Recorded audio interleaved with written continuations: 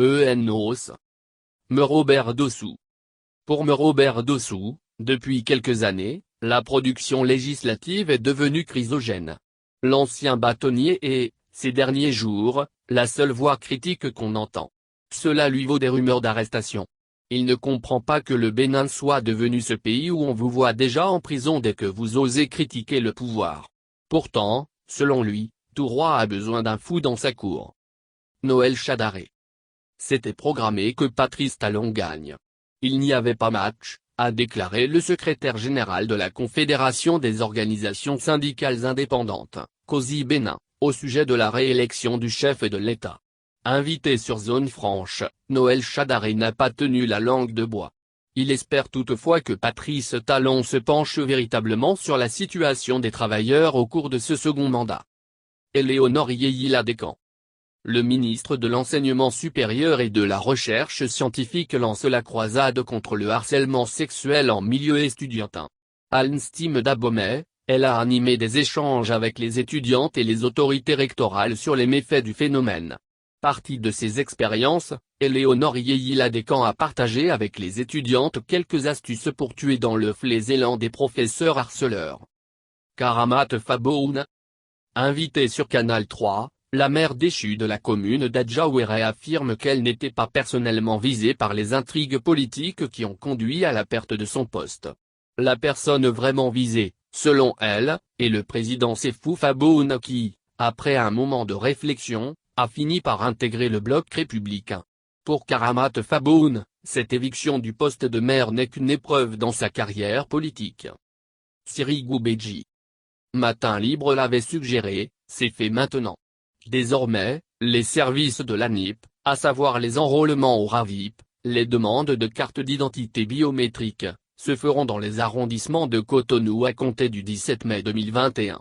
Aussi, l'ANIP a-t-elle revu à la baisse ses coûts. Le certificat d'identification personnelle passe de 2500 F à 1500 F, non plastifié ou de 2800 F à 1800 F plastifié. Abdoulaye Diop Chané. Au bloc républicain, des démissions sont enregistrées et d'autres annoncées. Des responsables de structures, des membres fondateurs claquent la porte du parti dont Abdoulaye Diop Chané est le premier responsable. La plupart des démissionnaires ne sont pas contents du management de l'homme, de la gestion faite de certains dossiers. Certains comptent rejoindre l'Union progressiste et d'autres envisagent créer leur propre parti. Armangan. Énième incendie au marché d'Antokpa. Dans la nuit du vendredi 7 au samedi 8 mai, un incendie a ravagé la zone de vente de volailles. Un court-circuit serait à l'origine de cet incendie qui survient un mois après celui d'avril 2021. Pour le chef quartier Hamza Taguémon, la responsabilité incombe à la SOGMA. Il déplore le manque d'anticipation du DG Armand Gansset. Ce dernier, quant à lui, justifie ces incendies par la promiscuité des étalages dans un marché archaïque. Alassane Seydou. Un arrêté du ministre de la décentralisation suspend de ses fonctions le maire de Bantais. On savait Edmond Babalekon Laouro dans le collimateur de la rupture. Il avait même été convoqué par la criée. Mais pour une fois, les motifs évoqués dans l'arrêté n'ont rien à voir avec une mauvaise gestion.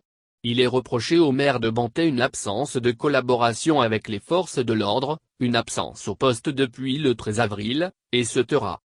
Gilda Onon. Inconnu du grand public, il est à l'origine d'une lettre demandant la rallonge du mandat des institutions y compris du chef de l'État à 7 ans. La lettre, lue à l'Assemblée nationale, a été affectée à la commission des lois pour étude.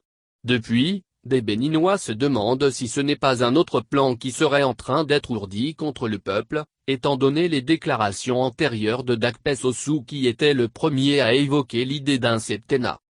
Martin Assoba. Il est reconduit à l'autorité de régulation des marchés publics. L'acteur de la société civile qui, depuis 2016, prend fait et cause pour le gouvernement de la rupture a réussi à conserver son fauteuil à l'Aran. Ses prises de position, des fois même contre d'autres acteurs de la société civile, n'auront pas été vaines, est-on tenté de dire.